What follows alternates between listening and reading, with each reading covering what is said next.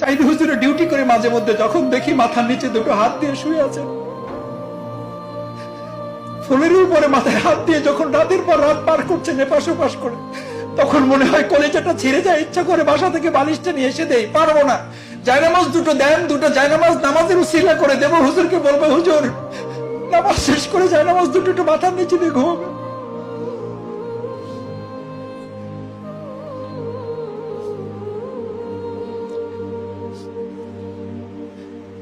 ওনাকে জিজ্ঞেস করা হয়েছিল,